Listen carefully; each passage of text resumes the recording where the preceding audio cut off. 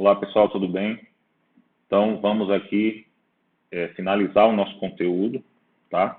É a aula que está faltando para fechar o nosso conteúdo programático da prova, ok? A gente vai tratar hoje sobre princípios fundamentais do direito constitucional, tá certo? Eu achei por bem postar essa aula no YouTube, porque, primeiro, hoje é dia de jogo, né? A maioria não vai ligar muito para estudo, para aula hoje. Se eu colocasse isso no Teams, fatalmente muitos alunos iam faltar, né? E amanhã é sábado também, é um dia mais complicado do pessoal ficar online, né? Num número razoável para a gente ministrar essa aula. Então, até a pedido de alguns alunos, eu acredito que a maioria até prefira, eu postei no YouTube essa aula, e é uma matéria tranquila, não tem maiores dificuldades, porém, caso vocês tenham alguma dúvida, podem deixar aí no comentário que eu respondo durante o final de semana, ok? Lembrando que para a turma A e B, nossa prova é na próxima segunda, e turma C e D, nossa prova é na próxima quarta-feira. A professora Thais, inclusive, queria que eu ministrasse essa aula para a turma C e D na segunda-feira, enquanto a A e B realizasse prova, né, aplicada por outro professor. Mas vocês da turma C e D verifiquem se aqui no YouTube for suficiente. Eu converso com a professora Thais e a gente não ministra essa aula presencialmente, eu aplico prova normal para todas as turmas, tá? Mas isso aí até segunda-feira a gente alinha. Então, pessoal, a gente teve também uma dificuldade com relação ao cronograma de aulas, tendo em vista que vocês tiveram uma disciplina de extensão, que as palestras muitas vezes caíram em dia de aulas de outros professores, o que acabou também nos atrasando, sem falar nos feriados, né, e nos problemas que nós tivemos aí com protestos que acabaram inviabilizando a nossa aula presencial. Mas vamos partir para a aula. Como eu disse, essa matéria é tranquila, acredito que vocês não terão maiores dificuldades, certo? Então vamos lá. A gente vai falar sobre princípios fundamentais. Esses princípios fundamentais da nossa última aula, eles não se confundem com os direitos e garantias fundamentais. Haja vista que esses últimos, eles têm a ver com a dignidade da pessoa humana, com o ser humano, com o cidadão. E esses princípios fundamentais aqui do direito constitucional têm mais a ver com o Estado, sua estrutura, sua forma de governo, sua forma de Estado, né, os seus regimes de governo, etc. Então, vamos iniciar aqui. Esses princípios fundamentais, eles expressam decisões político-jurídicos fundamentais de um Estado, tá? Então, política, vocês já viram, tem a ver com o poder, com o exercício do poder, né? E jurídico tem a ver com as leis, tem a ver com a questão judicial, com a questão normativa de um Estado. Então, o que acontece? Esses princípios fundamentais, eles vão falar basicamente de poder, né, e de leis com relação ao Estado, não necessariamente com relação aos indivíduos. Isso aí a gente vai ver a partir do artigo 5º. Então, esses princípios, eles estão elencados essencialmente do artigo 1º da Constituição ao artigo 4º, certo? E por estarem previstos no texto constitucional, obviamente eles vão gozar do status de norma suprema, né? Nós vimos que princípio, assim como regra, são espécies do gênero norma jurídica, né? Então, tem força normativa, pode ser cobrado, isso aí tem força de lei e, por estar na Constituição, tem que ser observado e tem que ser obedecido por todos, certo? Então, o artigo 1º vai falar sobre os fundamentos da República Federativa do Brasil. Nós temos ali alguns incisos. O artigo 2º vai falar sobre a separação dos poderes, né? Nós temos, então, só o texto do caput. O artigo 3º vai falar sobre os objetivos da República Federativa do Brasil, o que o Estado tem que perseguir. E o artigo 4º vai falar sobre os princípios que regem o Brasil em suas relações internacionais, tá? Aqui especificamente os princípios que o Estado deve observar nas suas relações com outros estados, com estados estrangeiros. Então vamos começar.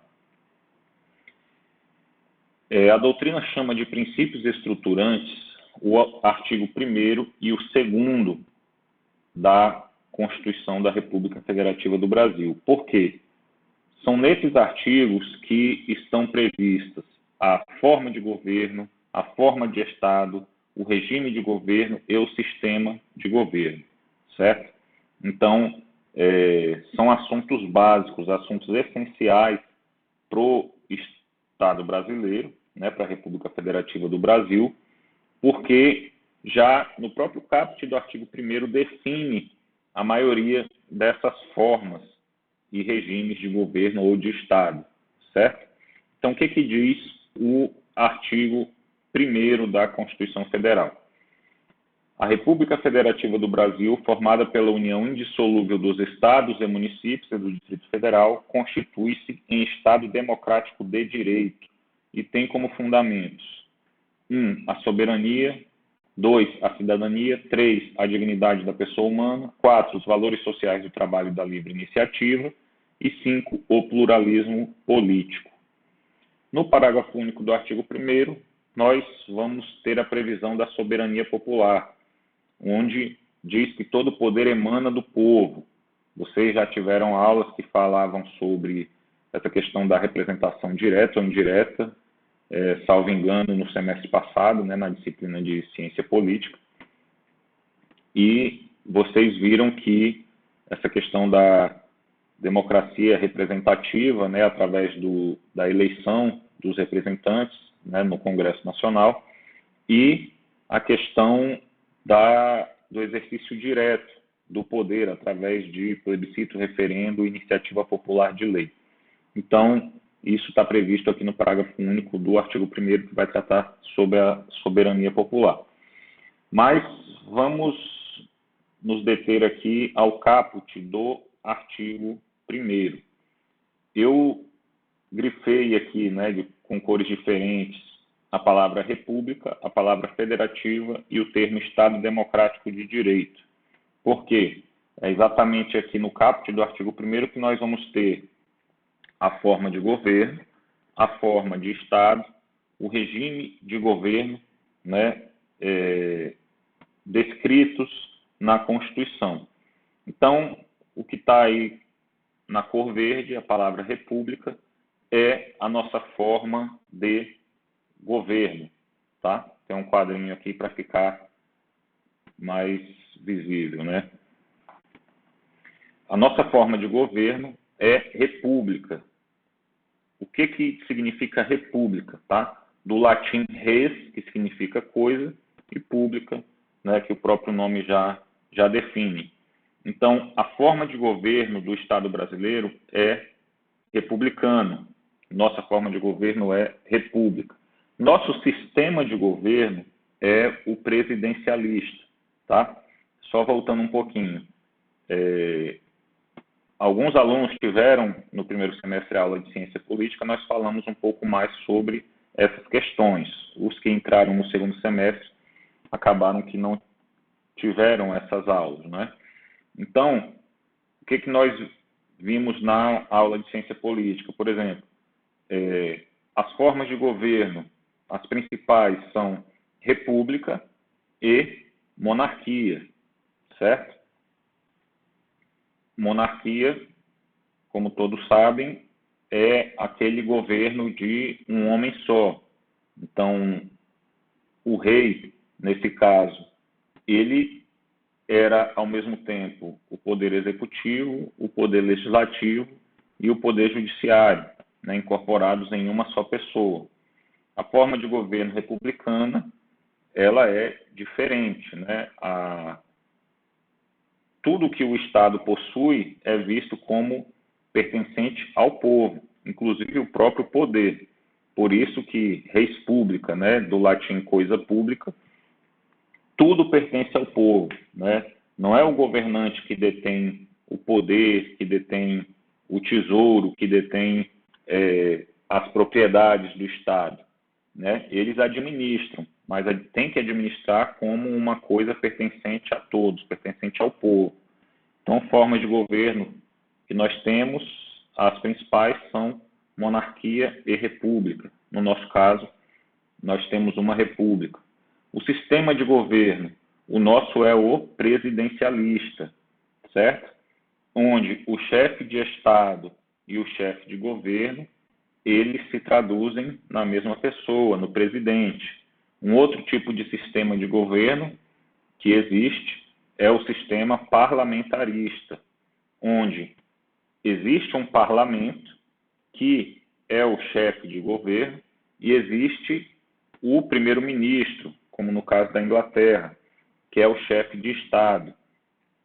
Então, no sistema parlamentarista há essa divisão, porém, o nosso sistema de governo é o presidencialista, né? Nós vimos em aula que já teve uma votação para o povo brasileiro escolher entre esses dois sistemas e também entre as formas de governo, e foram escolhidas, respectivamente, república e presidencialista no tocante à forma de governo e sistema de governo. Regime de governo, nós temos um regime democrático, né? Outros estados possuem um regime autocrático, né? Principalmente nas ditaduras, nos governos autoritários, há uma autocracia. O poder fica sobre o governante, sobre o ditador. Já no regime democrático, o poder pertence ao povo, né? Como a gente viu no artigo 1º, parágrafo único, o poder pertence ao povo, que escolhe os seus representantes para exercê-lo. E, no tocante à forma de Estado, isso foi visto também no semestre passado, nós temos os estados que possuem forma de federação, nós temos também estados unitários, nós temos também as chamadas confederações. O Estado federado é aquele em que há uma divisão interna, onde cada ente estatal, né, os Estados-membros, possuem autonomia. Lembrem disso, somente a União, somente o Estado brasileiro, a República Federativa do Brasil, possui soberania. Os Estados-membros, né, como o Estado do Pará, de São Paulo, Rio de Janeiro, etc., eles possuem apenas autonomia e não soberania.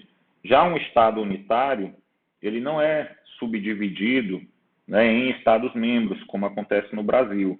A Itália, por exemplo, é um Estado unitário e as divisões internas são meramente administrativas, são divididos em distritos para facilitar a administração, mas a forma de Estado é unitária.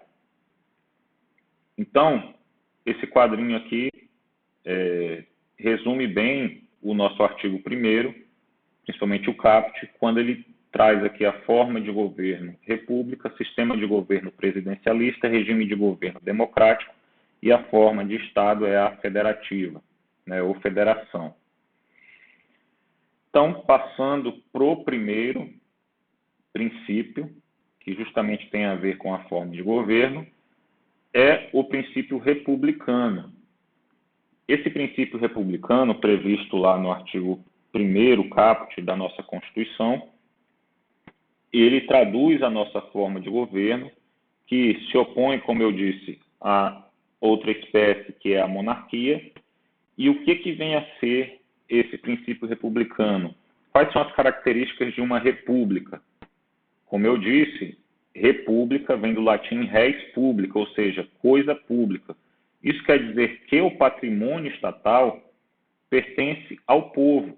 O patrimônio estatal é público, não pertence ao governante. Então, a partir do momento que o patrimônio estatal e o próprio poder pertence ao povo, isso quer dizer que todos detêm esse poder, todos detêm de forma igualitária esse patrimônio. Portanto, há aqui um princípio de igualdade, né, entre os governados. E o povo deve ser tratado de forma igualitária. Então, se o povo é tratado de forma igual e esse patrimônio estatal pertence a ele, bem como o poder, isso quer dizer que o governante ele tem uma responsabilidade no trato da coisa pública, né? Tanto é que nós temos no Brasil a previsão de crimes de responsabilidade, nós temos no Brasil a previsão de que todo governante deve prestar conta dos seus atos, deve prestar conta dos seus gastos. Nós temos a previsão de orçamentos públicos, né, que é votado pelos representantes do povo. Então, esse princípio republicano traz a ideia de que todo o patrimônio estatal, o próprio poder estatal, ele pertence ao povo, né? O governante escolhido ele deve tratar isso com extrema responsabilidade, ele deve prestar contas, né, dos seus atos, haja vista que ele está administrando algo que pertence a todos. E uma característica muito forte desse princípio republicano é de que não há perpetuação do governante no poder. Esse governante, ele vai ter um período para administrar, sendo posteriormente trocado por um outro gestor, né? Por isso nós temos eleições periódicas. Então, um ponto muito característico das repúblicas, né, desse princípio republicano, é a alternância no poder. Essa questão de alternância no poder, de eleições periódicas, de o povo poder escolher periodicamente o seu representante, isso é muito saudável para o Estado. Por quê? Porque cada governante já entra sabendo que ele tem um período específico na gestão da coisa pública, ele entra sabendo que ele vai ter que prestar conta de todos os seus atos, e assim a gente verifica que, pelo menos em tese, os governantes deveriam ter mais cuidado, deveriam ter mais responsabilidade, uma vez que eles estão tratando de bens, de direitos, de situações que pertencem a todos os cidadãos daquele Estado. Então, o que guardar aqui com relação ao princípio republicano? Primeiro, é a forma de governo, tá? Nosso governo não é uma monarquia, é uma república. E, em sendo uma república, o governante ele tem que administrar os bens estatais como tais, como coisas públicas, tá? Ele presta conta, ele é responsabilizado, ele não permanece indeterminadamente no poder, tá? Nós temos eleições periódicas, nós temos a alternância no poder, nós temos a responsabilização do gestor público, tá? Isso tudo envolve o princípio republicano. Com relação ao princípio federalista, nós temos, em primeiro lugar, que isso é a forma de governo, tá? O nosso Estado, desculpa, deixa eu voltar aqui. Forma de Estado. Pessoal, tem um errinho aqui, tá? Forma de governo é a República, ok? Deixa eu ver aqui. No quadro está certo, tá, pessoal? Então, corrigem aí, caso vocês tenham isso impresso. Quando eu fui colocar o slide do princípio federalista, eu acabei copiando aqui a questão de forma de governo, só corrige, tá? Forma de Estado. Então, acabei escrevendo e lendo errado aqui. Só corrija. Como eu já mandei para o Teams, eu já postei e já está aqui esse slide na aula. Deixa eu ver se eu consigo corrigir aqui. Vai dar para corrigir, só um minutinho. Pronto. Então, pessoal, voltando, tá? O princípio federalista envolve uma forma de Estado, não de governo, ok? Forma de governo republicano, forma de governo república. Forma de Estado, Estado federado, tá?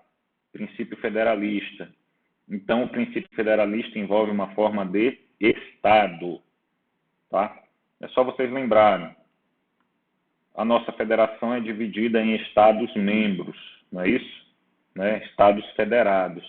Então, o princípio federalista envolve uma forma de Estado, em que o poder político é distribuído geograficamente em razão do território, possuindo um ente central dotado de soberania, que é a União, que é a República Federativa do Brasil como um todo, e entes regionais dotados de autonomia, que são os Estados-membros, como eu falei, tá?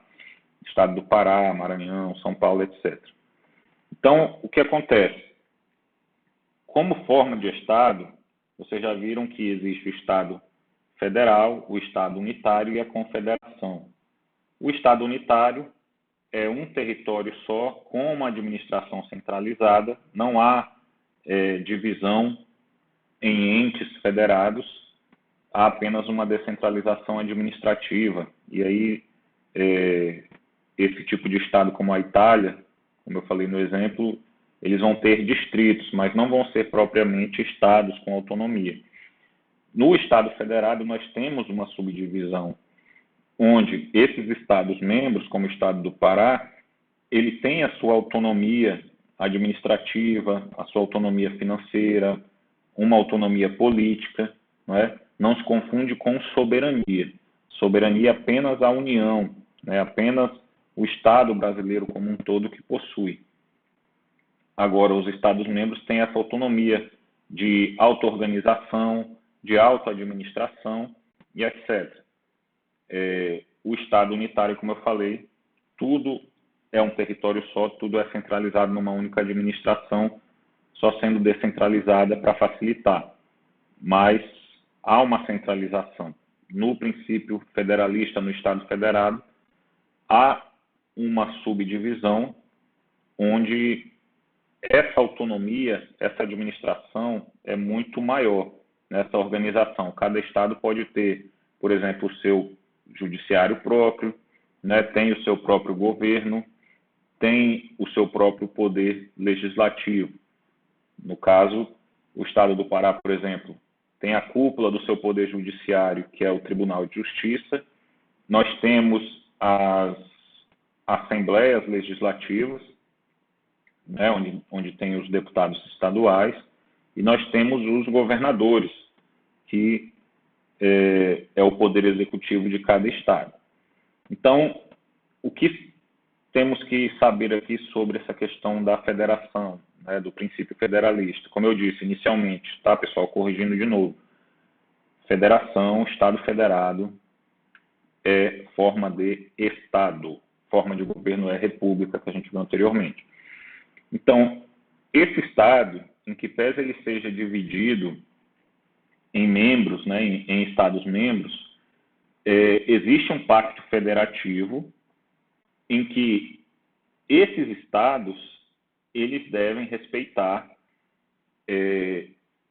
essa união, essa administração deve respeitar a União como um ente federativo que detém a soberania, e não pode haver nenhum tipo de ato tendente a abolir essa forma federativa de Estado, né? Um Estado ele não pode invadir a competência de outro Estado. Um Estado não pode invadir o território de outro Estado. O Estado não pode invadir as competências que são privativas da União, por exemplo. Um Estado ele não pode, na esfera internacional, ser, vamos dizer, representante, né, de si mesmo. Para isso existe a União, para representar a República Federativa do Brasil na esfera internacional. Um Estado não pode também querer se dissociar do restante da federação, que é o que a gente chama de direito de secessão. O que seria isso? É o direito de se desvincular da República Federativa do Brasil. O Estado do Pará, a partir de agora, ele não quer mais ser parte do Estado brasileiro e ele vai se destacar formando um novo Estado, um novo país. Ele não pode, tá? Por quê? Porque a Constituição é bem clara de que é vedado o direito de secessão. Um Estado não pode se dividir, ele não pode se destacar da federação, certo? Isso, inclusive, é cláusula pétrea, não é? Então, esse pacto federativo, ele tem que ser respeitado sob pena de intervenção federal, tá? Letra B, existência de órgão que represente os entes federados regionais de forma igualitária. Aqui a gente está falando do Senado Federal, pessoal. Vocês sabem que o Congresso, ele se divide em Câmara dos Deputados e Senado Federal.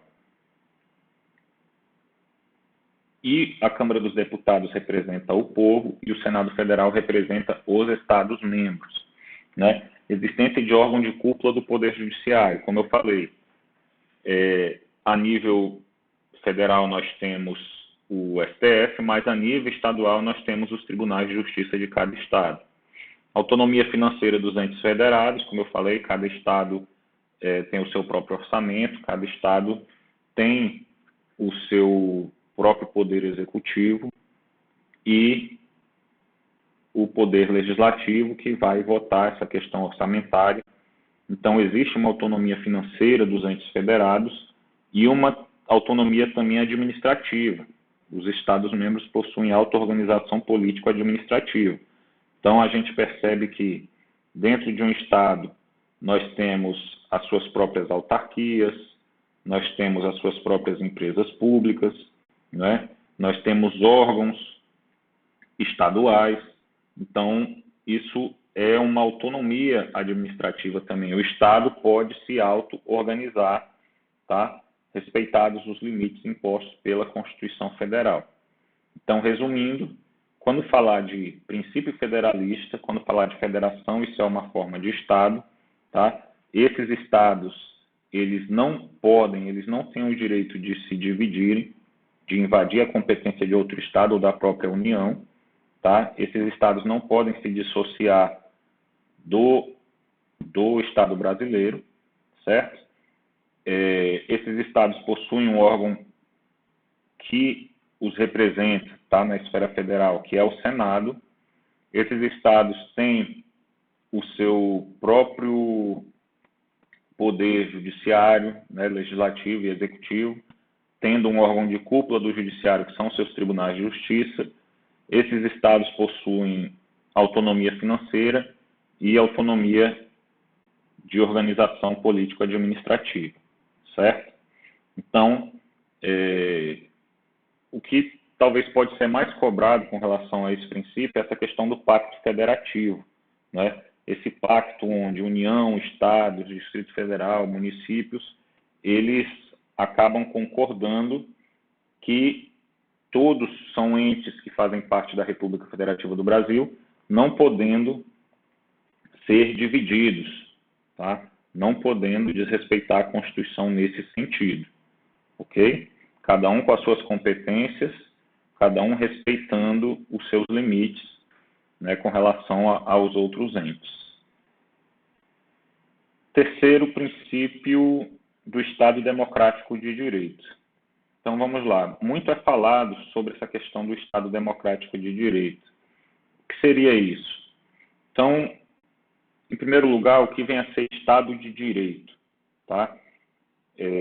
Estado de Direito é totalmente diferente, é o contrário do Estado absolutista, do Estado onde há um governante que ele governa do jeito que ele bem entende, né? Onde o governante é a própria lei.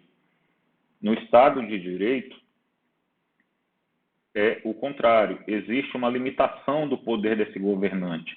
O próprio Estado, o próprio governante, ele se submete às leis que ele mesmo cria, tá? Então, Estado de Direito, né, se a gente puder resumir isso aí, Estado de Direito é aquele em que o Estado se submete às leis que ele mesmo cria, tá? O Estado não está acima da lei, o Estado não está acima da Constituição, né? E aí, em se tratando do gestor, do administrador público, mesmo que seja o presidente da República, ele não está acima da Constituição, ele não está acima das leis. Tá? Ele deve se submeter ao direito, ele deve se submeter ao ordenamento jurídico que estiver em vigor. E a democracia, como a gente já viu, democracia é o governo do povo, né? Aquela ideia de que o povo detém o poder, o povo deve ser tratado de forma igualitária, de forma respeitosa, os direitos do povo devem ser resguardados. Então, democracia consagra a ideia de que todos têm vez, não só a maioria, tá? Que seria a democracia formal, mas também as minorias devem ter seus direitos resguardados, certo? Então, a gente verifica aqui que democracia tem muito a ver com a questão da isonomia, né? Da isonomia material, não só da isonomia formal, onde todos devem ser tratados de forma igual, né? Ou de forma diferente na medida das suas desigualdades. Então, se há uma minoria que sofre alguma violação de direitos, isso não quer dizer que só porque ela é uma minoria, esses direitos não podem ser assegurados, tá? Os direitos devem ser assegurados a todos de forma igualitária, mas quando alguém tem alguma diferenciação da maioria, também deve ser respeitado, como, por exemplo, no caso dos deficientes. Os deficientes não são maioria no Estado brasileiro, eles são uma minoria. Porém, os direitos desses deficientes também devem ser resguardados, devem ser respeitados. E para isso nós temos uma legislação própria, né? Por exemplo, a questão de acessibilidade, né? Essa questão de rampas, a questão de previsão de vagas em concursos públicos, etc. Então, democracia tem a ver com essa ideia de igualdade também. Então, se o Estado democrático de direito, ou melhor, se o Estado de direito é o próprio Estado se submetendo às leis, e a democracia envolve um governo do povo, um governo em que todos devem ser tratados, né, na medida do possível e proporcionalmente de forma igualitária. Isso quer dizer que Estado democrático de direito é o Estado se submetendo às leis que são criadas através dos representantes do povo e leis que são voltadas para o próprio povo, né? Sobretudo a questão da dignidade da pessoa humana. Então, Estado democrático de direito é o Estado se submetendo e respeitando as leis, tá? Sendo que essas leis devem ser criadas pelo povo e devem privilegiar esse povo, tá? Devem ser voltadas para o bem-estar desse povo. E aí nós temos aqui uma frase, né, muito famosa de Abraham Lincoln, onde ele fala que democracia é o governo do povo, pelo povo e para o povo, ok? Então, o que tem que guardar aqui sobre o Estado democrático de direito é que o nosso Estado brasileiro, ele não é um Estado autoritário, ele não é um Estado absolutista, ele é um Estado em que os próprios governantes estão submetidos à lei, né? O próprio governante tem que respeitar a Constituição e essa lei, essa Constituição, ela tem que ser criada, tem que ser formada pelos representantes do povo e voltados para o bem-estar do próprio povo, ok?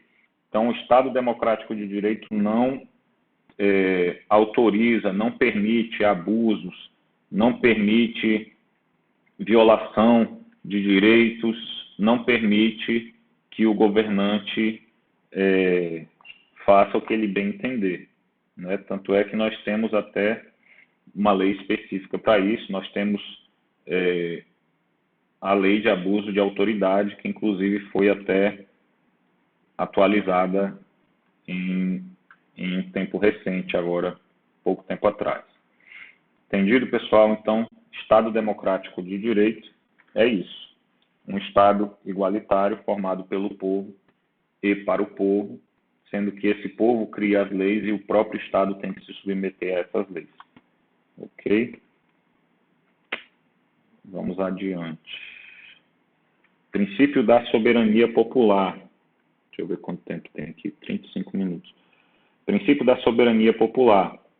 Então, pessoal, ainda no artigo 1º, vocês viram que lá no parágrafo único, nós temos a previsão de que todo o poder emana do povo que o exerce por meio de representantes eleitos, ou diretamente, como vocês já viram, né, plebiscito, referendo, iniciativa de lei, nos termos dessa Constituição. Então, o princípio da soberania popular, ele se resume na questão de que o poder pertence ao povo, é o povo que é o titular do poder, né? Começando pelo poder constituinte originário. Vocês já viram que o poder constituinte originário é, em tese, ilimitado, inicial, ele pode inaugurar uma nova ordem jurídica do zero, alterando toda a anterior, sem qualquer limite, nem mesmo das cláusulas pétreas, não é? E esse poder constituinte originário, ele começa, né, com a convocação de uma Assembleia Nacional Constituinte, mas essa Assembleia Nacional Constituinte nada mais é do que os representantes do povo, né? O Congresso Nacional, os deputados, né, que são representantes do povo, senadores, representantes dos estados, mas o poder constituinte originário não pertence ao Congresso. Em última análise, esse poder constituinte originário ele pertence ao povo, porque é o povo que escolhe os congressistas. Então, nós só vamos ter uma Constituição legítima dentro do Estado brasileiro se essa Constituição for criada com a ampla participação ativa do povo pertencente ao Estado brasileiro, certo? Então, soberania popular é esse poder que o povo tem nas mãos de criar as suas próprias leis, de criar a sua Constituição e de escolher os seus representantes para instrumentalizar essa execução do poder, né, através da criação de leis e da própria Constituição Federal, certo? Então, o Estado deve existir para servir o povo e não o contrário, embora a realidade muitas vezes não seja essa na prática, né? E quinto princípio, o princípio da separação dos poderes. Aqui a gente já deixa o artigo 1º de lado e a gente entra no artigo 2º. O artigo 2º, ele tem apenas o caput, né? Não tem aqueles vários incisos dos outros artigos, e ele vai dizer que são poderes da União independentes e harmônicos entre si, o legislativo, o executivo e o judiciário. Então, o artigo 2º, nós temos aqui a previsão da separação dos poderes, tá, no Estado brasileiro. Nós temos a divisão dos poderes em 3 esferas, a legislativa, a esfera executiva e a esfera judiciária. Cada um tem as suas funções. Nós já vimos que essas funções podem ser típicas, que são aquelas que esses poderes exercem na imensa maioria do tempo, né? A função típica do legislativo é a criação das leis, a do executivo a administração, né? E a do judiciário é exatamente a fiscalização, né, de ver se essas leis estão sendo cumpridas ou não. A aplicação da lei. Então, cada poder tem a sua função típica e cada poder também tem, em certa medida, uma função atípica que a gente vai ver daqui a pouco. Então, o que acontece? Essa separação dos poderes é uma previsão que a gente verifica desde a antiguidade, né? Aristóteles ele já trazia uma separação dos poderes, tá? Mais ou menos nesses moldes. Depois a gente teve também um aperfeiçoamento em John Locke e, por último, um iluminista francês chamado de Montesquieu, ele teve essa ideia da separação dos poderes entre legislativo, executivo e judiciário, né, onde ela foi aperfeiçoada, e esse iluminista ele falava que todo homem investido no poder é tentado a abusar dele. Não é? Quando a gente verifica nos estados autoritários, né, nessas ditaduras, o que mais acontece é o abuso do poder por parte do governante, do ditador, do soberano. E uma forma de evitar esse abuso, evitar, né, essa extrapolação aí do exercício do poder, é você dividir esse poder em algumas esferas, onde cada um vai ter uma competência, sobretudo de um fiscalizar o outro, tá? Para que não ocorram esses abusos.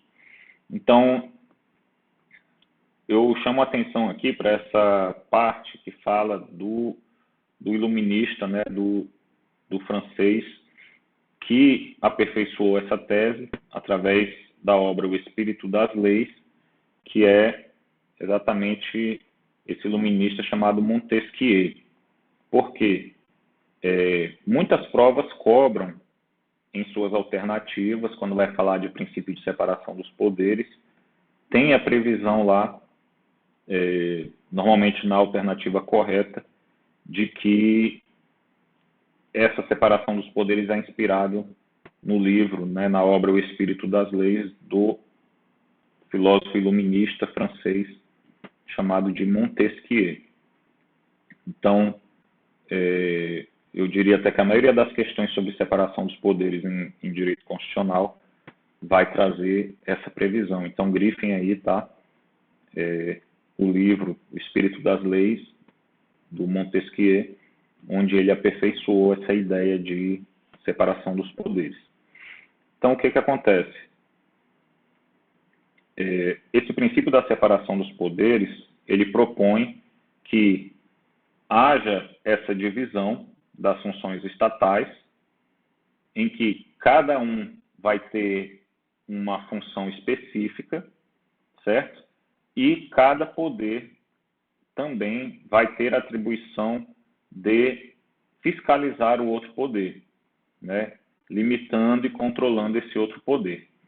Em direito constitucional, a gente chama essa fiscalização ou essa limitação e controle de um poder sobre o outro de sistema de freios e contrapesos, também conhecido como checks and controls, certo? O que seria esse sistema de freios e contrapesos? É que, embora haja essa divisão de poder, esses poderes não vão exercê-los, né, não vão exercer as suas funções sozinhos. Em alguma medida, um outro poder vai acabar controlando ou fiscalizando para que não haja um abuso, né, de cada um desses poderes nas suas funções. Então, o que acontece? Como a gente falou, primeiro, cada poder tem sua função típica e atípica. Então, o poder executivo, por exemplo, ele tem a função de administrar, sua função típica que ele exerce, né, na maioria das vezes. Mas o poder executivo, em certa medida, ele tem um pouquinho ali da função também legislativa, quando ele edita uma medida provisória, ou uma função judiciária, né, uma função julgadora, quando ele julga, por exemplo, um processo administrativo disciplinar de um servidor, né? O poder legislativo, ele tem a função de criar as leis, porém, em certa medida, ele também tem uma função administrativa, quando ele administra os seus servidores, por exemplo, os seus bens, né? O legislativo faz concurso público para contratar servidor, o legislativo faz licitação para compra de mercadorias. Então, de certa forma, o legislativo também administra, né? O legislativo também julga, por exemplo, numa CPI. Né? Numa CPI, o legislativo ele exerce ali a sua função julgadora. E o judiciário também, ele administra o seu pessoal, né? Ele administra os seus materiais, seja através de concurso, de licitação, de compras, e o judiciário, ele, além de administrar, ele pode também criar, não é, através de súmulas vinculantes, ele pode criar, né, tem a questão das jurisprudências, etc. O judiciário, ele acaba, principalmente agora, a gente vendo esse ativismo, né, judicial que tem ocorrido nos últimos tempos, é como se o judiciário acabasse legislando positivamente, né, inovando numa esfera que seria, em tese, restrita ao legislativo. Então, para início de conversa, cada poder tem a sua função, mas ele exerce um pouquinho das outras também. E, em outra análise, cada poder acaba controlando o outro, né? Cada poder acaba sendo freio de outro poder. Então, por exemplo, quando o legislativo cria uma lei, mas o executivo tem o poder de sanção ou de veto, isso é uma forma do executivo controlar o legislativo. Quando o judiciário ele reanalisa os atos administrativos, sobretudo aqueles que são vinculados, né, que o administrador é obrigado a fazer daquela forma, quando o administrador não faz, o judiciário, quando provocado, ele pode, né, anular esses atos, por exemplo. Então, é o judiciário interferindo no executivo. E assim, cada poder, ele acaba controlando o outro de alguma forma.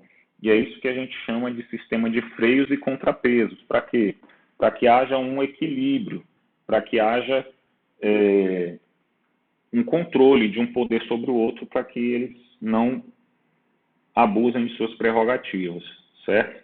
Então, isso é o que seria o sistema de freios e contrapesos, também conhecidos, né, em inglês como check and controls.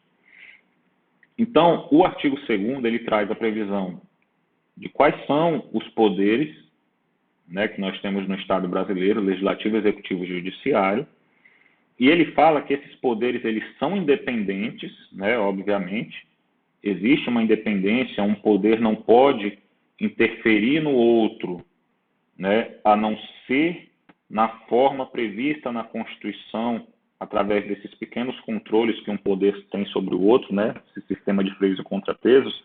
Um poder não pode passar desses limites sobre o outro, não pode abusar. Por quê? Porque a Constituição prevê que esses poderes são independentes, certo? E além de serem independentes, eles também devem ser harmônicos, tá? Um poder não pode querer exceder a sua atribuição. Um poder não pode, além do permitido pela Constituição, invadir a competência de outro poder, certo? Tem que ser respeitada essa independência e essa harmonia, certo? Mas, como a gente tem verificado, muitas vezes comentado em sala de aula, ultimamente esse equilíbrio ele não tem sido muito observado, sobretudo pelo poder judiciário, né? Quando a gente fala de STF, principalmente.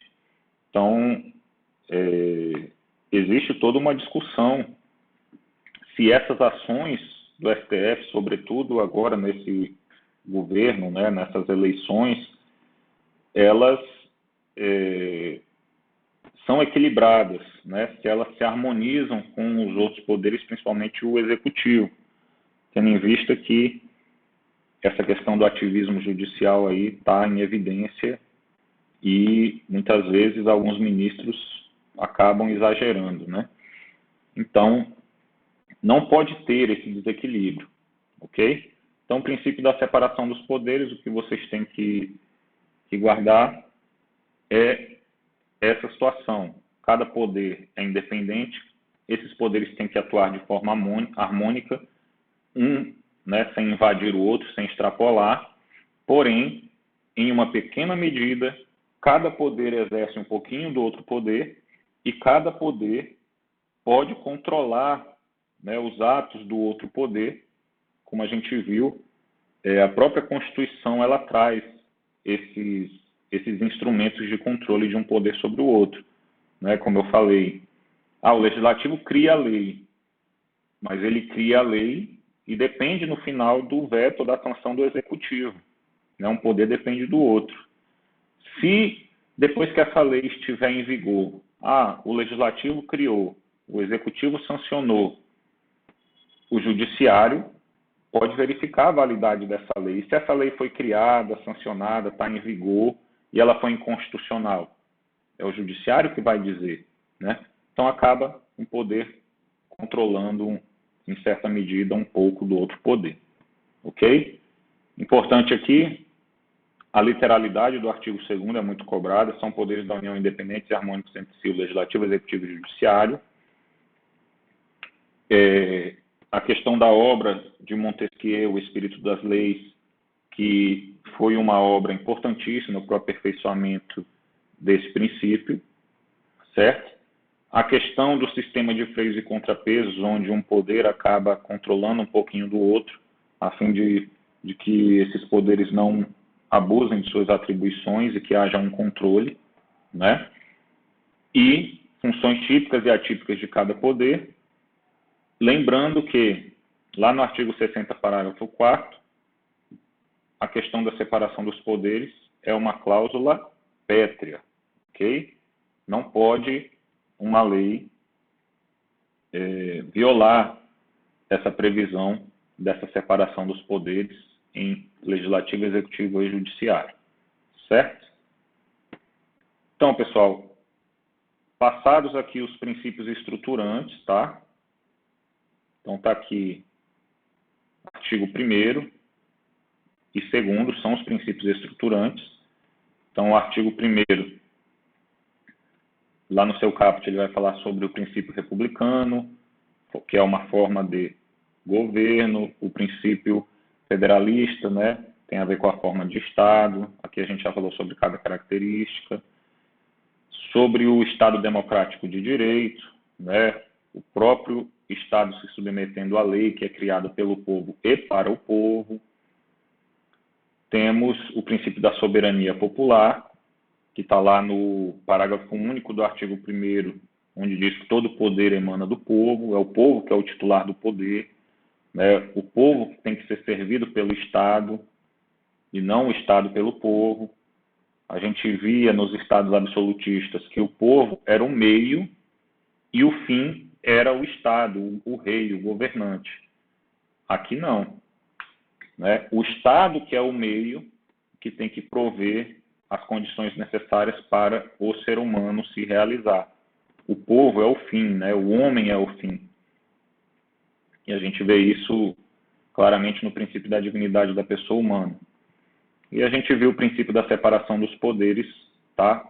Que é o artigo 2º, então princípios estruturantes, artigo 1º e 2º, onde a gente viu cada poder, suas funções típicas e atípicas, o sistema de freios e contrapesos, que é um conceito aperfeiçoado por Montesquieu na sua obra O Espírito das Leis.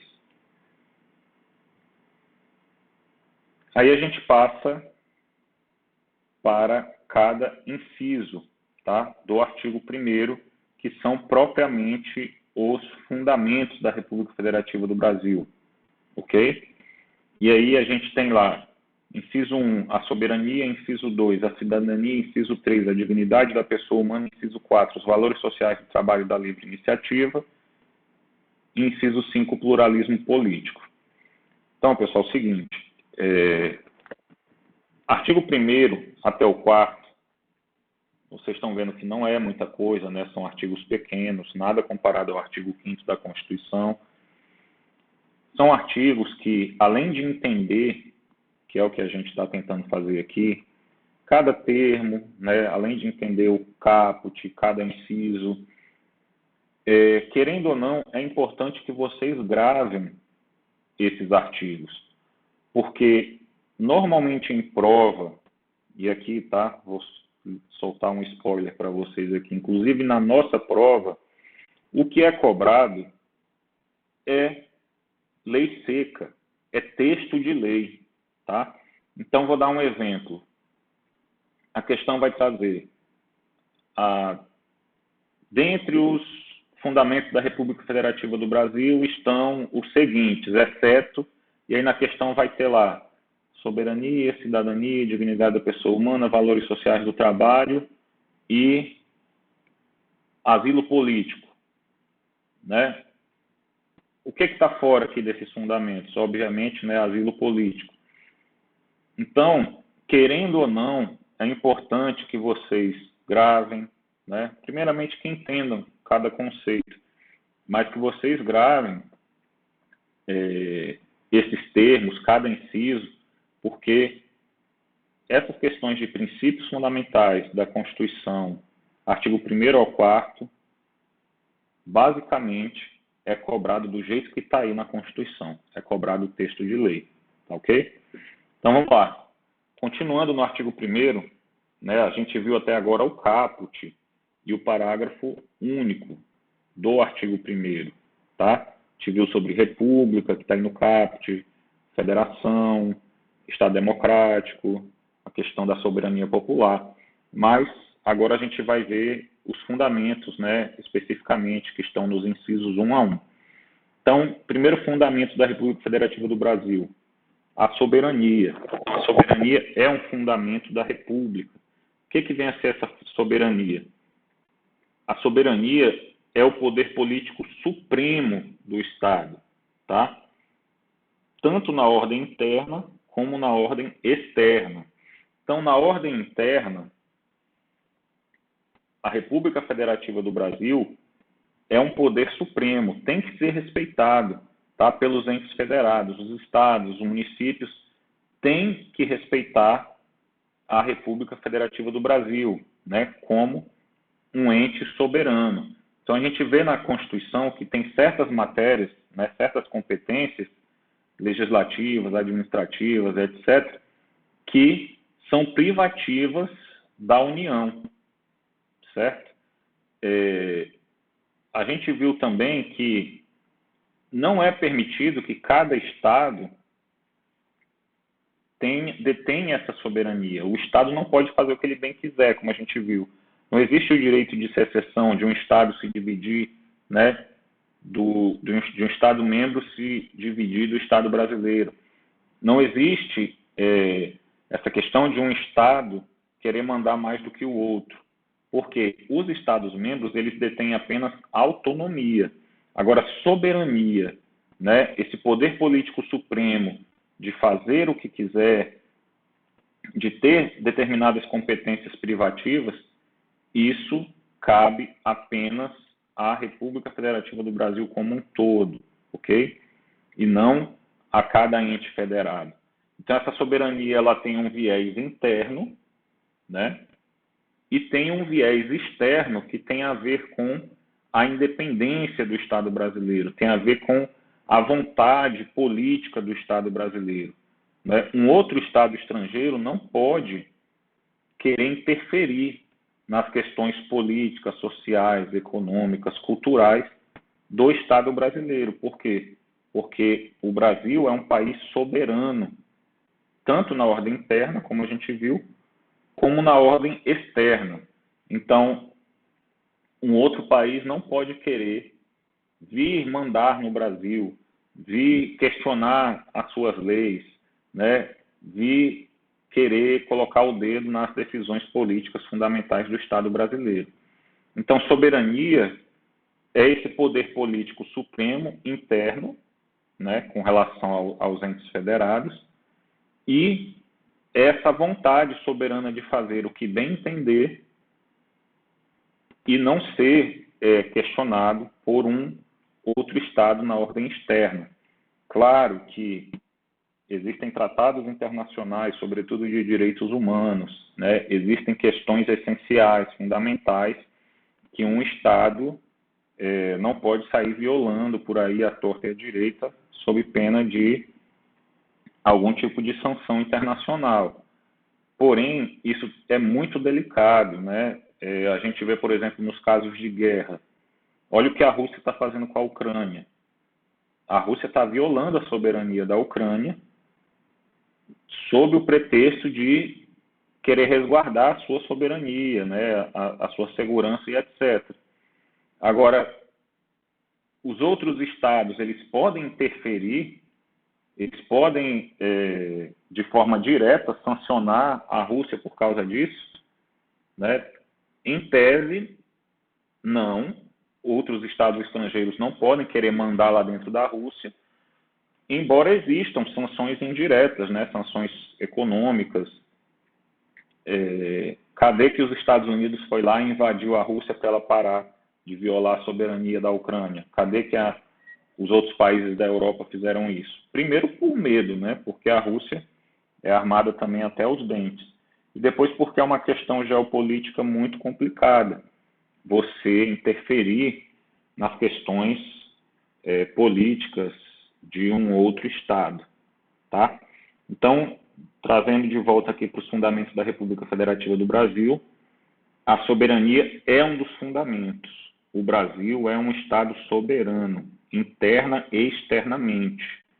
O Brasil toma as suas decisões. O Brasil tem que ter as suas questões políticas, econômicas, sociais, culturais respeitadas, tanto internamente como externamente, assim como o Brasil respeita a soberania de outros estados também.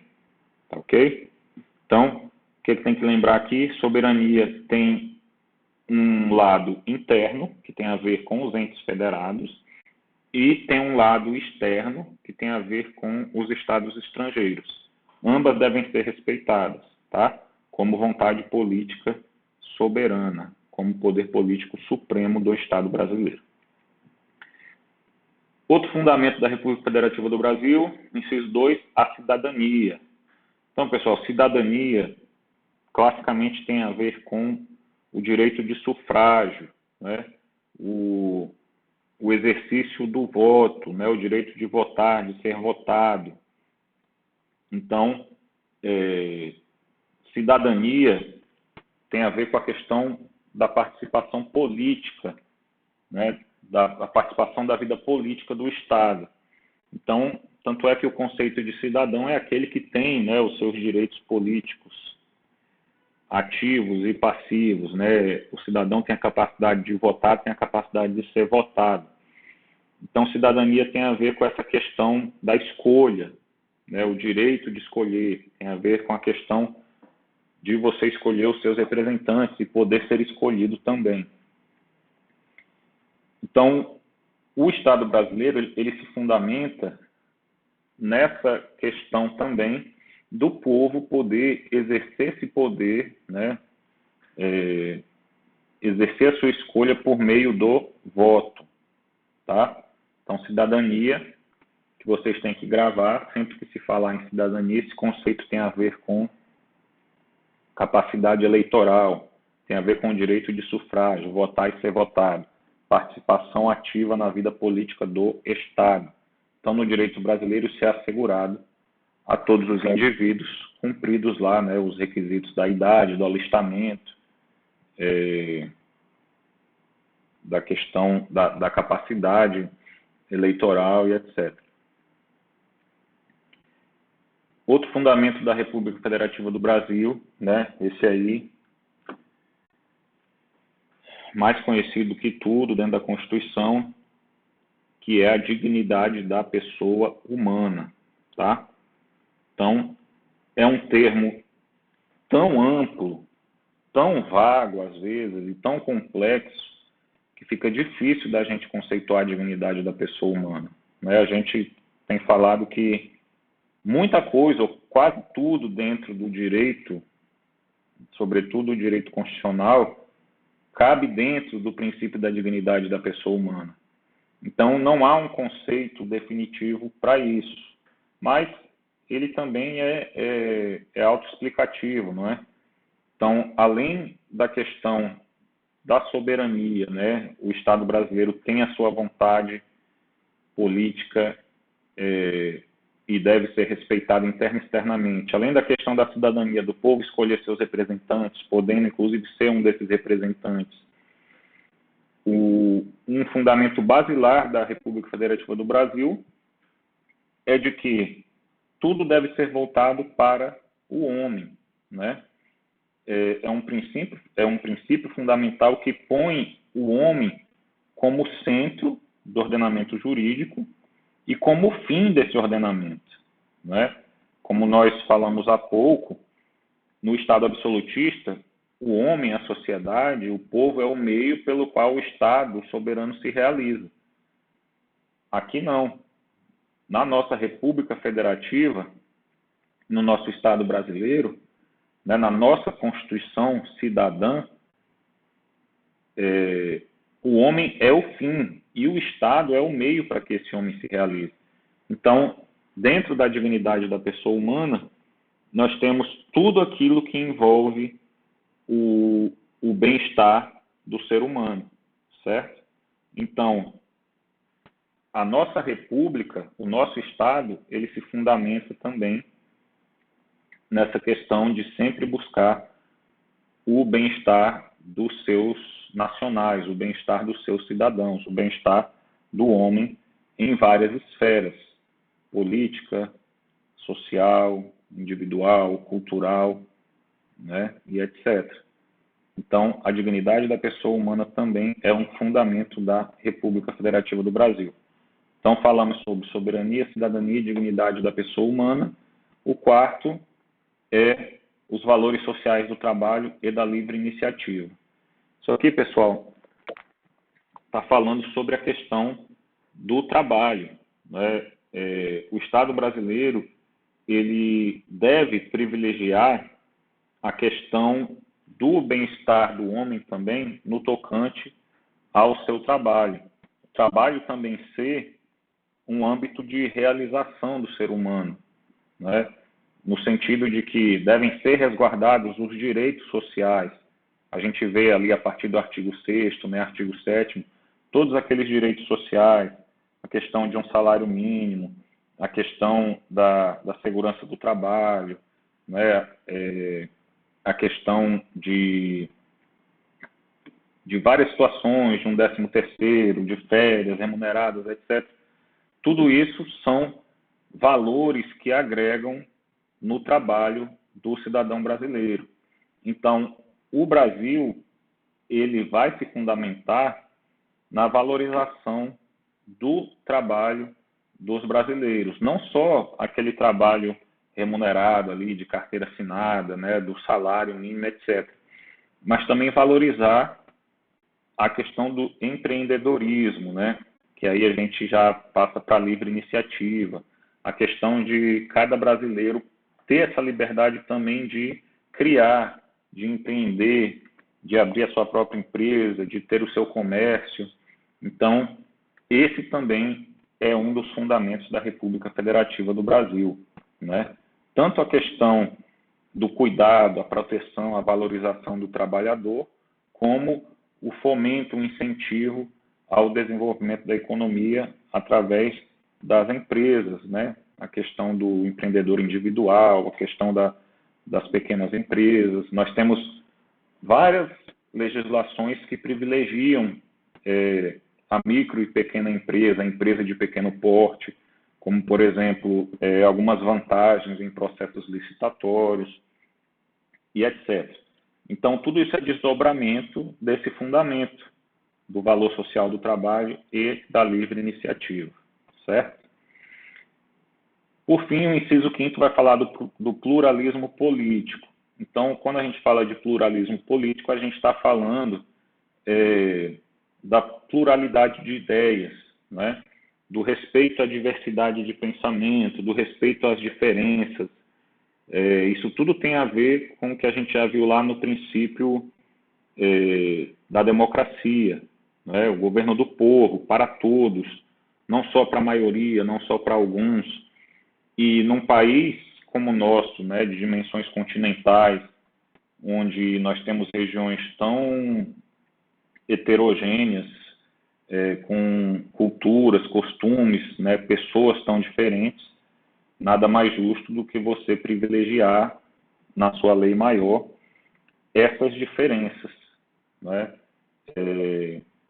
Cada ser humano, cada cultura tem o seu valor, cada região tem as suas especificidades, Cada pessoa tem o seu pensamento em todas as esferas, cada um tem a sua ideologia, né, nos mais variados espectros.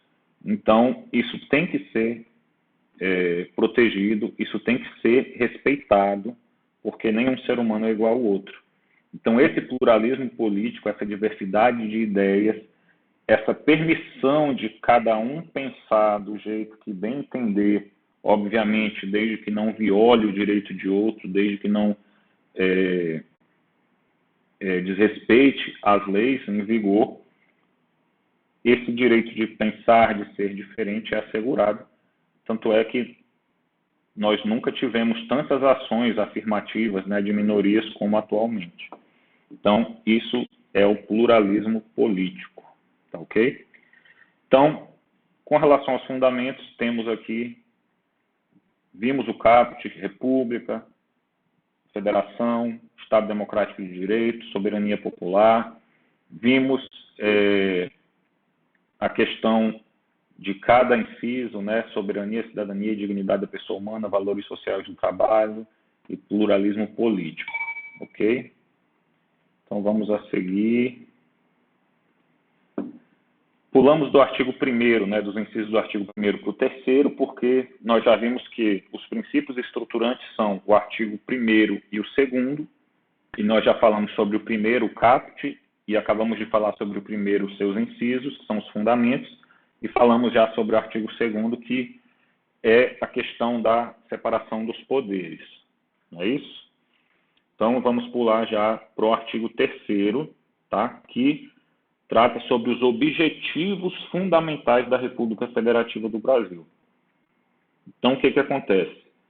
Se o artigo 1º trata dos fundamentos, tá? O que seriam esses fundamentos?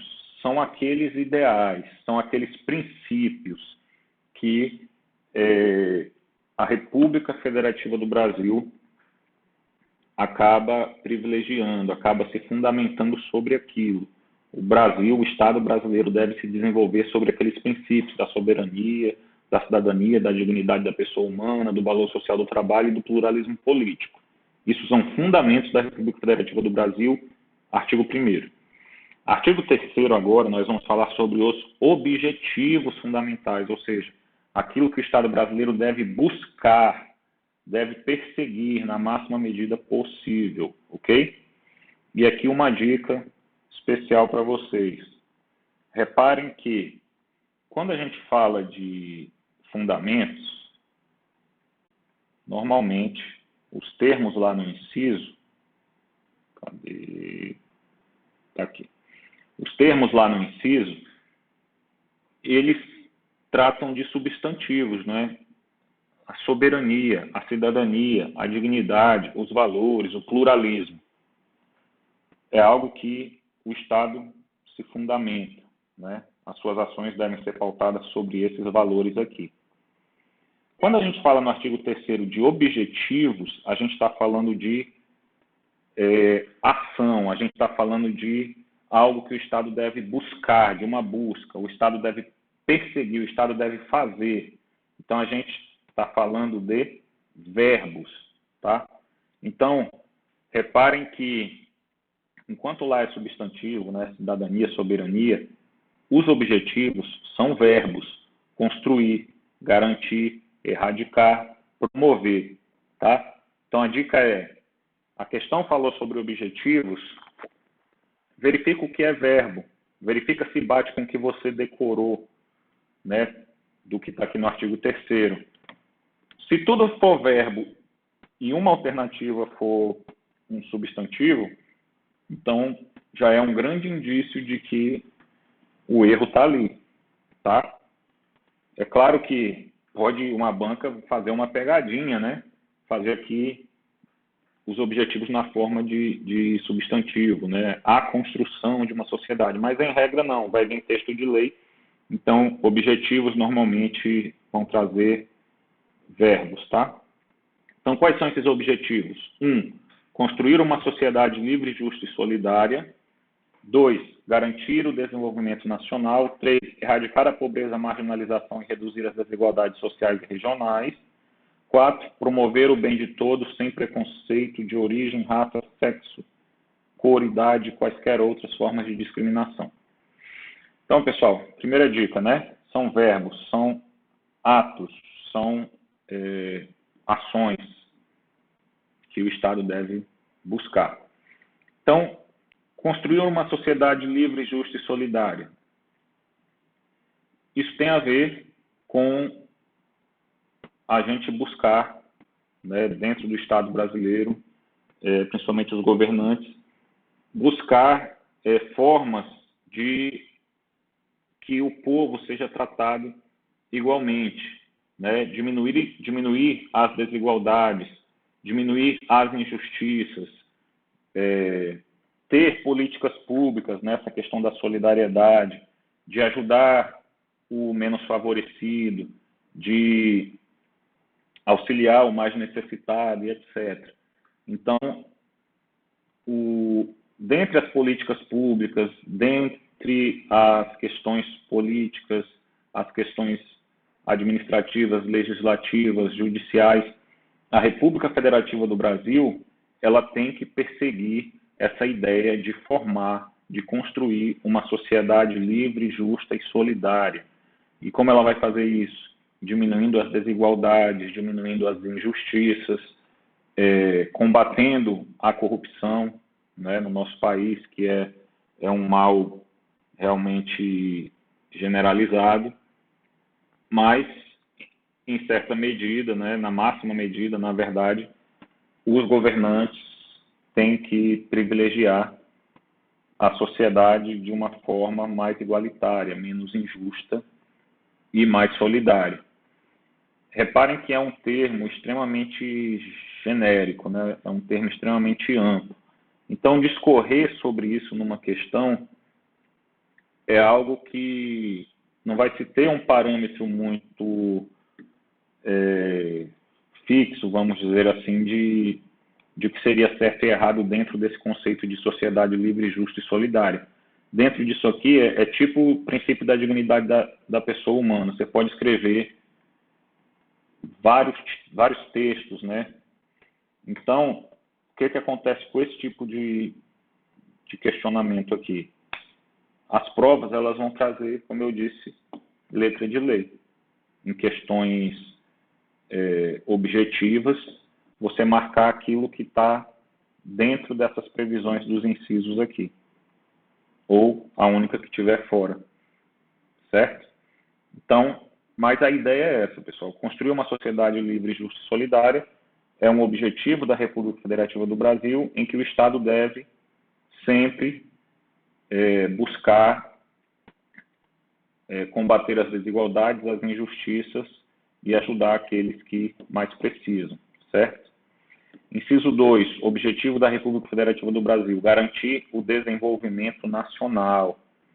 Então, essa questão do desenvolvimento nacional é o Estado desenvolver políticas públicas, é o Estado favorecer o crescimento econômico, social, cultural e político, tá?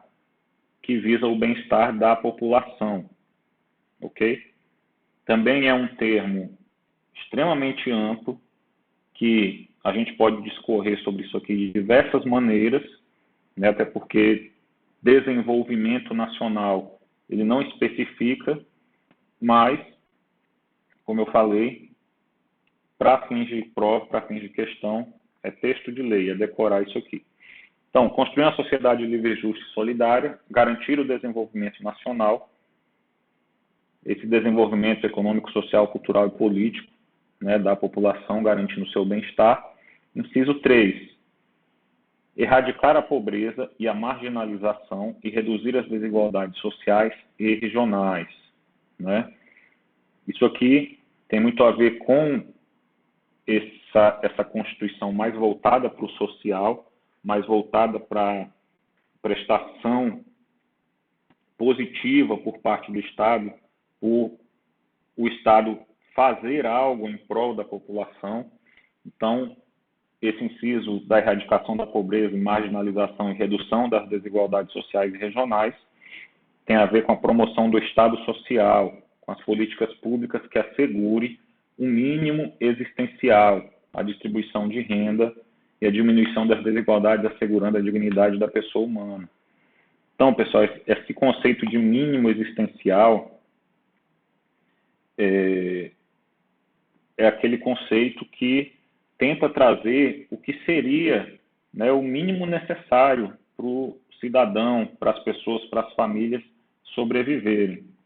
Então, o Estado tem que prover esse mínimo existencial, né? Embora muitas vezes esbarrem nas questões orçamentárias, esbarrem em argumentos do Estado, né? A questão da reserva do possível, o Estado só pode fazer o que o orçamento permite, mas, na máxima medida, o governo brasileiro, o Estado, deve combater a pobreza, combater a marginalização e tentar reduzir essas desigualdades sociais e regionais, né? Como acontece, por exemplo, no Norte e Nordeste, com relação a Sul e Sudeste.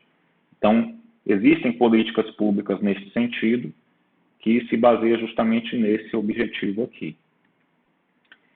Eu já vi questão com relação a essa parte aqui de erradicar a pobreza e a marginalização e reduzir as desigualdades sociais e regionais, né? Por ser um termo um pouco maior, eles acabam fazendo pegadinhas aqui, mudando alguma coisa aqui nessa questão da palavra regional e tal.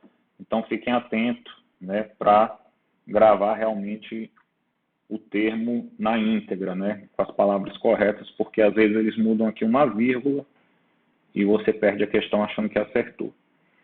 E, por fim, inciso 4, promover o bem de todos, sem preconceitos de origem, raça, sexo, cor, idade e quaisquer outras formas de discriminação. Então, isso aqui, pessoal, o básico do básico, né? Questão do preconceito, da discriminação, questão do racismo, né? A Constituição já diz que é um crime inafiançável e imprescritível.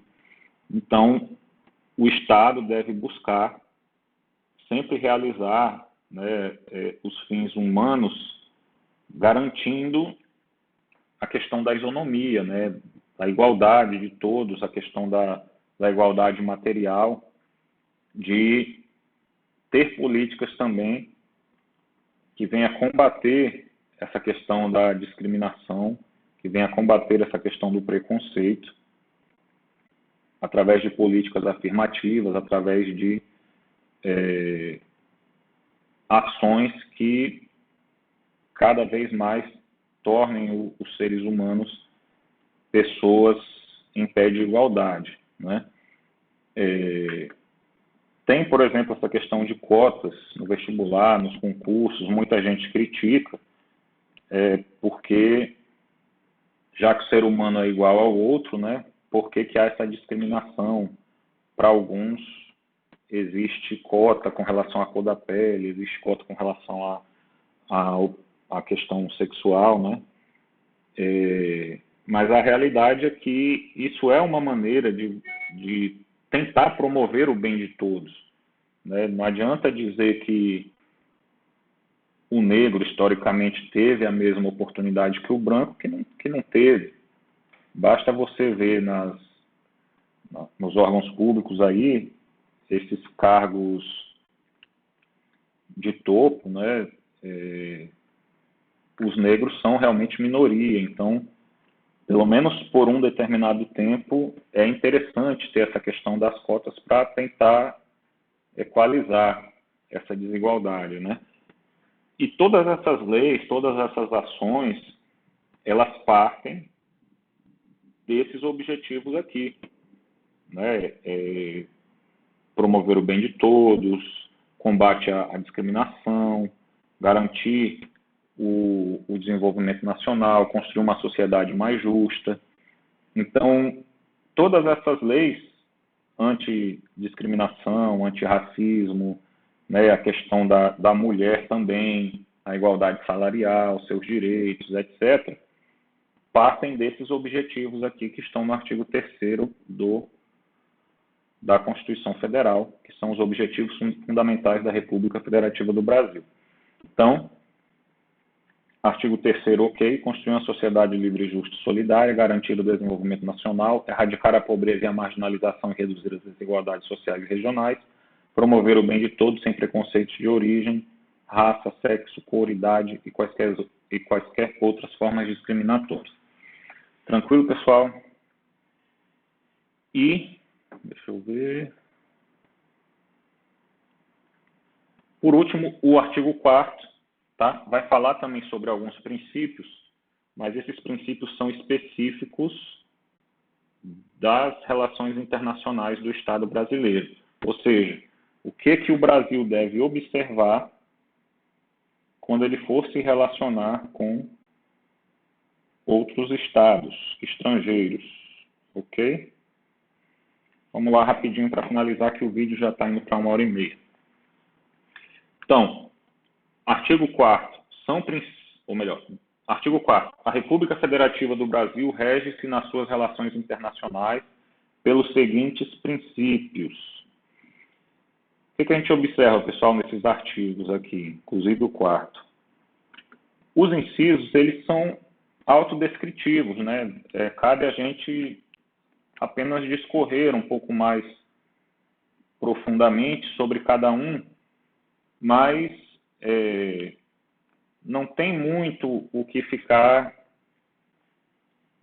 questionando, né? A não ser uma coisa ou outra aqui que a gente vai se deter um pouquinho mais, porém são termos autoexplicativos, né? Como eu disse, o que envolver esses princípios fundamentais do artigo 1º ao 4º, dificilmente vai ter uma questão assim para você dissertar, né? Normalmente vem questões objetivas para você marcar o que está dentro e o que está fora de cada artigo, né? Mas vamos lá. O primeiro princípio que rege o Brasil nas suas relações internacionais. Óbvio que parte da independência nacional, né? E essa questão da independência nacional tem tudo a ver lá com o que a gente falou sobre soberania, certo? Então, a soberania interna, né, é a vontade, o poder supremo do Estado brasileiro na ordem interna, mediante os outros entes federados, né? E na ordem externa, a soberania tem a ver com a vontade do Estado brasileiro, que não deve ser violada por nenhum outro Estado. Não deve ocorrer interferência externa dentro da vontade soberana, dentro da vontade político-jurídica do Estado brasileiro. Então, independência nacional reflete essa questão da soberania externa do Estado na ordem internacional. É o país ser livre para fazer o que bem entender, criar suas próprias leis, agir como achar pertinente, sem interferência de um agente, de um Estado externo. Ok? Então, primeiro princípio, independência nacional. O Brasil valoriza tanto a sua própria independência, como a independência dos outros estados também, de modo que o Estado brasileiro não vai interferir nas escolhas dos outros países, certo? Inciso 2, outro princípio que rege o Brasil nas relações internacionais, prevalência dos direitos humanos. Então, isso aqui é o básico do básico, né, pessoal? Se tudo gira em torno da dignidade da pessoa humana, obviamente que quando o Brasil for se relacionar com outros países, deve prevalecer, né, a proteção dos direitos humanos. Então, a proteção e promoção da dignidade da pessoa humana na ordem interna e externa, certo? Inciso 3, autodeterminação dos povos. Também isso aqui tem a ver com a soberania, né? Cada povo, cada estado, cada país tem o direito de fazer as suas escolhas, né? De seguir o caminho que achar mais correto e de não ter interferência externa, tá? Então, a autodeterminação dos povos é o direito dos povos de definirem seus sistemas políticos, jurídicos e sociais mais adequados às suas realidades, ok? Então, cada estado deve fazer as suas escolhas, determinar as suas leis, criar o seu ordenamento jurídico, expressando a sua vontade sem interferência de outros povos, sem interferência de outros estados. E aqui vem inciso 4, não intervenção. Né? Aqui já começa a ficar um pouco mais específico. O que é a não intervenção? É um outro estado não interferir dentro do Estado brasileiro, assim como o Estado brasileiro não vai interferir nos outros estados. Né? A vedação é interferência em várias esferas, sobretudo militar, né?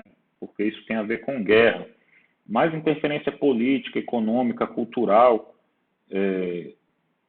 e outras questões de um determinado estado. Né? Um país não pode interferir ativamente em outro país, sobretudo, né, como a gente falou da guerra lá da Rússia e da Ucrânia. Ali há uma intervenção militar, onde está sendo violada a soberania de um país, onde estão sendo violados, com certeza, direitos humanos, a independência do país que está sofrendo, né, a interferência externa. Então, a regra é a não intervenção. A regra é que um país não interfira no outro, tá? Cada um no seu quadrado, cada um cuidando das suas coisas. Então, o Brasil, na sua esfera internacional, ele preza muito por essa questão. Inclusive, o Brasil já foi referência, né, no mundo todo como um Estado pacífico, como um Estado, inclusive, que já intermediou a paz em outros países. Não é? O Brasil já teve uma cadeira dentro da Organização das Nações Unidas muito importante, inclusive presidindo muitas situações, como, por exemplo, o ressurgimento do Estado de Israel. Não é? Era um brasileiro que presidia essa sessão da ONU na época. Não é? E o Brasil tem essa característica de ser um país pacífico, de não valorizar a questão, né, da guerra, da interferência militar, de muitas vezes intermediar esses conflitos, né, em prol da paz. Então, esse princípio da não intervenção é justamente o Brasil dizendo que não aceita interferência externa dentro do seu Estado, não aceita a violação da sua soberania, bem como não procura não interferir na soberania de outros Estados. Isso envolve o inciso 5º aqui, né, igualdade entre os Estados, tratamento isonômico entre os Estados na esfera internacional, né, independente se você trata com os Estados Unidos ou se você trata lá com um pequeno país da África, devem ser tratados em pé de igualdade, inclusive perante a ONU, né? Cada país que é signatário ter a sua cadeira e ser tratado de forma isonômica. Inciso 6, defesa da paz, né? É chover no molhado aqui, a mesma coisa que a gente tem falado, que o Brasil deve ter uma postura interna e externa de proteção e promoção do estado de paz, tá? Como eu disse, o Brasil tem, né, apesar dos pesares, um país cheio de defeitos e problemas, mas graças a Deus nós não temos um histórico muito grande de conflitos, né? Conflitos bélicos e guerras, etc. Então, a gente tem uma boa relação com os nossos vizinhos e sempre busca, dentro do possível, ao votar, né, na ONU, ao interferir de certa maneira em conflitos externos, sempre em defesa da paz. Ok?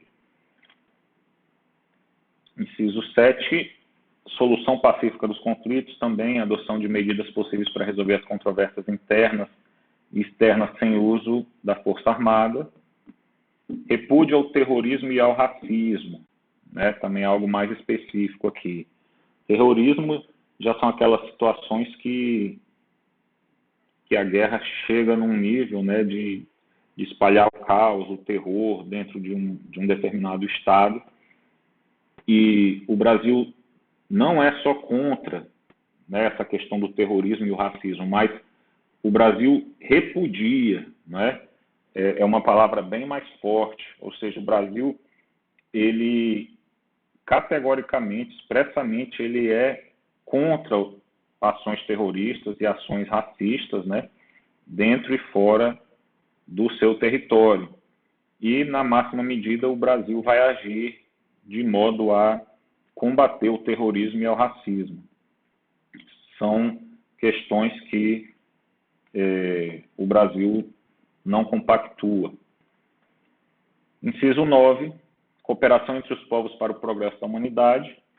Isso quer dizer que o Brasil deve atuar, juntamente com outros povos, se ajudando mutuamente em prol da melhoria da vida no mundo, né?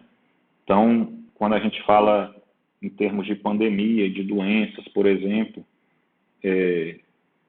o correto seria, né, os países cooperarem mutuamente para o bem-estar de toda a população mundial. Embora, muitas vezes, a gente acaba percebendo que questões econômicas falam mais alto, né, do que a questão da solidariedade, a questão da humanidade. Mas o Brasil, ele deve também, na esfera internacional, cooperar para o bem-estar de todo o mundo, né? O Brasil é referência em algumas situações, como, por exemplo, no caso da pandemia da AIDS, né?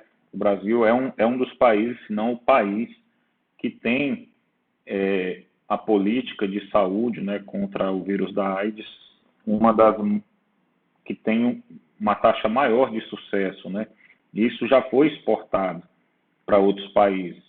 Então, isso é uma forma de cooperar entre os povos para o progresso da humanidade. E, por último,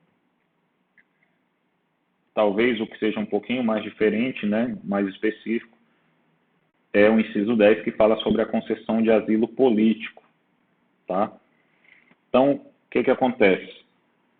O asilo político é aquela proteção especial que é dada ao estrangeiro que é vítima de perseguição política no seu país de origem. Tá? Então, o que a gente tem que ressaltar aqui? Asilo político, como o próprio nome diz, a gente trata de perseguição política, tá? Perseguição por conta de ideologia, por exemplo, perseguição do governo quanto a um político específico que tem, né, ideias diferentes, etc. Quando se trata de perseguição por outras questões, como, por exemplo, questão cultural, questão religiosa, aí a gente não fala de asilo político, a gente fala de refúgio, né? Hora ou outra a gente vê no noticiário, né, aqueles barquinhos ou aqueles navios lá com refugiados, né, que estão correndo de regimes autoritários, sobretudo religiosos, né, do Talibã, e outras situações que não envolvem somente ideologia política, questão política, mas pessoal que foge de um regime teocrático, né, como o Talibã, o Islã, etc., ou fugindo até mesmo da fome. Nesse caso, não é concedido asilo político, é concedido o refúgio, né? São os refugiados. O asilo político é bem específico, é para aquele estrangeiro que sofre perseguição política, né, injusta no seu país de origem. Então, o Brasil pode conceder asilo político para essas pessoas, certo? Esse asilo político ele pode ser tanto dentro do território brasileiro, como dentro da embaixada do Brasil nesses outros países, tá? Então, pessoal, para finalizar, o parágrafo único do artigo 4º, ele vai dizer que o Brasil ele deve buscar uma integração econômica, social e cultural dos povos da América Latina, visando a formação de uma comunidade latino-americana de nações, né? Isso aí é o Brasil, junto com seus vizinhos, buscando fortalecer, né, fomentar as questões culturais, as questões econômicas, sociais, políticas, etc., formando um bloco, né, formando uma comunidade latino-americana com essas outras nações. Então, na medida do possível, ter essa integração, né, ter esse auxílio mútuo entre o Brasil, os países aqui no nosso entorno, para fortalecer a economia, a cultura e etc. Né? A gente tem tem a questão econômica, né? O bloco do Mercosul, existem outras esferas também, uma interação entre o Brasil e os seus vizinhos, de forma que é permitido, né, o trânsito desses cidadãos de um país para o outro, é facilitado, etc. Então, a Constituição diz que o Brasil deve também, na máxima medida, buscar essa integração e esse desenvolvimento junto com os outros países ao seu redor, né, junto com os nossos vizinhos. Menos na Copa do Mundo, né? Copa do Mundo, Brasil campeão e a Argentina que se arrebente. Inclusive, ela passou, né? Então, torcer para ter uma final Brasil e Argentina e o Brasil ganha essa Copa. Mas é isso, pessoal. 1h40 de vídeo, ficou mais ou menos o que seria uma aula mesmo, tá? Alguns esclarecimentos aqui. Como eu disse, foquem no texto de lei, foquem em gravar realmente esses incisos, tá? Seus termos. A nossa prova vai da aula 6, mutação constitucional, até a aula 10, princípios fundamentais. São 20 questões de marcar e só uma ressalva. A gente teria ainda uma matéria sobre direitos e garantias fundamentais. Só que, infelizmente, não foi possível, tá? Em virtude de tudo aquilo que eu falei no começo, que prejudicou o nosso cronograma. Embora a gente tenha visto, no decorrer das aulas, várias situações sobre direitos e garantias fundamentais, né? A questão do direito fundamental não ser absoluto, de que o direito fundamental tem que ser analisado em cada caso, né? Tem que ser avaliado o caso concreto para ver que direito fundamental pode prevalecer sobre o outro.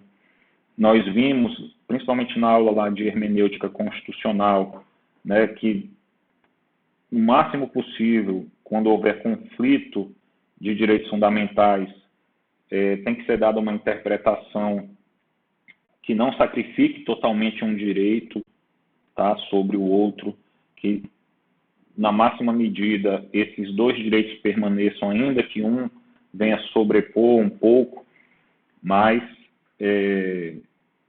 nós falamos, né, de direitos fundamentais naqueles julgados, por exemplo, que falou sobre direito à inviolabilidade de domicílio, quando nós falamos sobre o direito, o conceito de família, dentre outras questões que indiretamente nós tratamos de direitos fundamentais.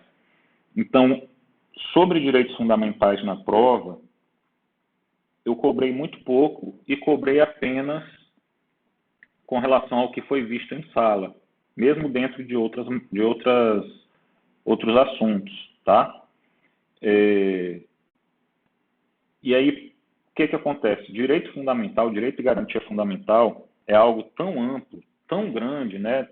Haja vista os mais de 70 incisos lá do artigo 5º, que a gente precisaria praticamente de um semestre para falar sobre o artigo 5º, para falar sobre direitos fundamentais. Então, a gente teria que falar isso dentro de uma aula, que seria o resumo do resumo do resumo do artigo 5º, né? E com relação a direitos e garantias fundamentais. O que acontece?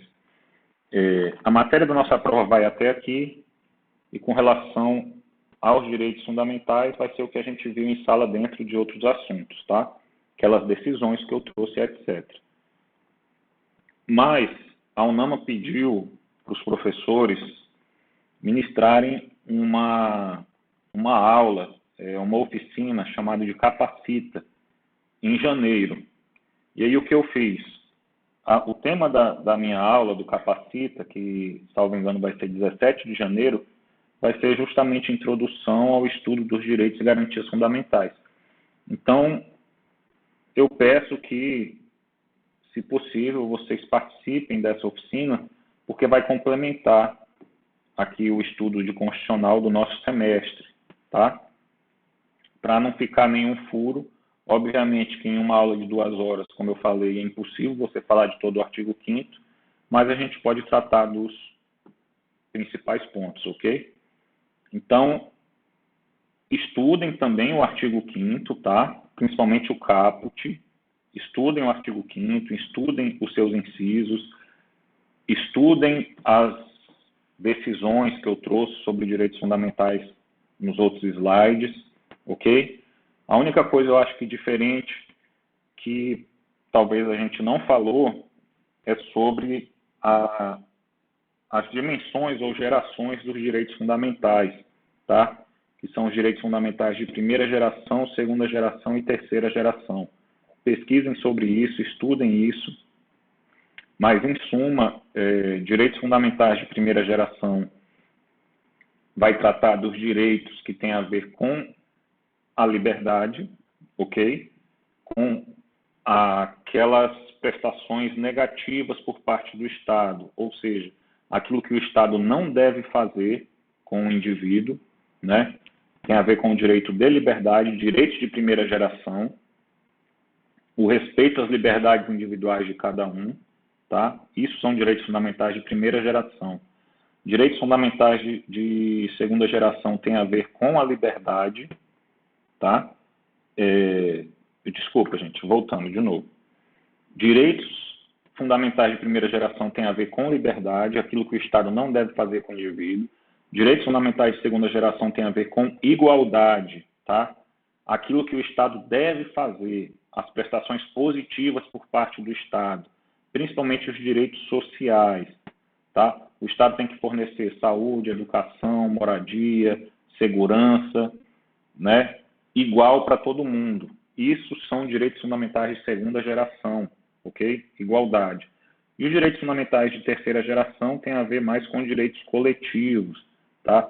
Direitos que envolvem toda a coletividade, direito ao meio ambiente equilibrado, direito à paz, essas coisas mais amplas, mais genéricas, tá? Que envolvem uma coletividade, são direitos de terceira geração. Para ficar fácil de lembrar, né, lembra do lema, salvo engano, o lema da Revolução Francesa, né, se eu não estou enganado, liberdade, igualdade e fraternidade, né? Então, direito de primeira geração, liberdade, direito de segunda geração, igualdade, direito de terceira geração, solidariedade ou fraternidade, ou direitos coletivos, direitos amplos, tá ok? Deem uma olhadinha nisso, porque em alguma prova tem uma questão, tá, sobre isso. E bons estudos para vocês. Já estou rouco, 1h50 está dando. Vou subir essa aula para o YouTube. E boa prova, tá? Bons estudos. Qualquer dúvida, deixa aí no comentário. Eu vou colocar essa aula como dada. E eu até pensei em, pessoal, marcar presença no comentário, né? Coloca aí presente, coloca OK no comentário, que aí eu vou posteriormente fazer a frequência, tá bom? Então, bom jogo hoje para o Brasil, apesar que está classificado, né? Não vale muita coisa.